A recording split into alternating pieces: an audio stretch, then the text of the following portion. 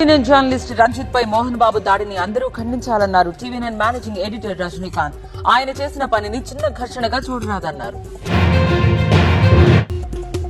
మోహన్ బాబు బహిరంగంగా క్షమాపణ చెప్పాలని రజనీకాంత్ డిమాండ్ చేశారు. ప్రజాప్రభుత్వంలో జర్నలిస్టులకు రక్షణ కల్పించేలా చట్టం తీసుకురావాలన్నారు. మోహన్ బాబును ఉన్మాదితో పోల్చారు జర్నలిస్టు నేత అల్లం నారాయణ. ఒక రౌడీలా జర్నలిస్టుపై హత్యాయత్నం చేశారన్నారు. రాచకొండ సిపి ఆఫీస్ కు చేరుకుని సిపికి తన వాదనలు వినిపించారు మంచు విష్ణు.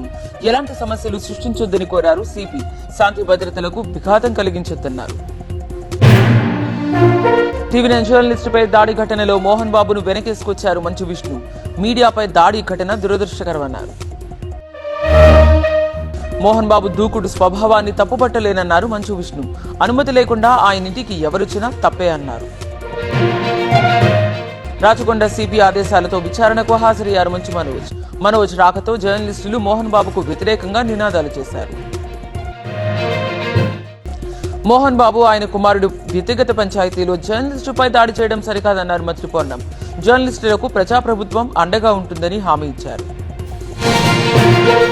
టీవీ9 జర్నలిస్ట్ రంజిత్ పై దాడిని కాంగ్రెస్ నేత వి హనుమంతరావు ఖండించారు. అయ్యప్ప మాలలో ఉన్నారని కూడా కనిపించలేదా అని ప్రశ్నించారు.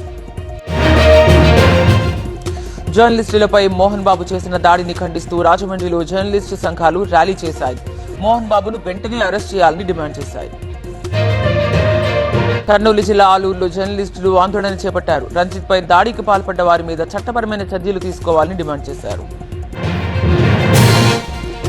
టీవీ9 రిపోర్టర్ పై దాడిని జాతీయ నాయకులు కూడా ఖండించారు. సినీ తారలు అహంకారంతో వ్యవహరిస్తారని ఎంపీ పప్పు యాదవ్ అన్నారు.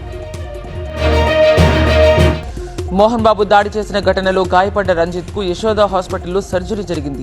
ఆపరేషన్ ద్వారా జైగోమాటిక్ బోన్ ను డాక్టర్లు సరిచేశారు. రంజిత్ పై దాడి ఘటనలో మోహన్ బాబుపై పోలీసులు కేసు నమోదు చేశారు. 118/1 సెక్షన్ కింద పహాడీ షరీఫ్ పోలీస్ స్టేషన్ లో ఎఫ్ఐఆర్ నమోదైంది.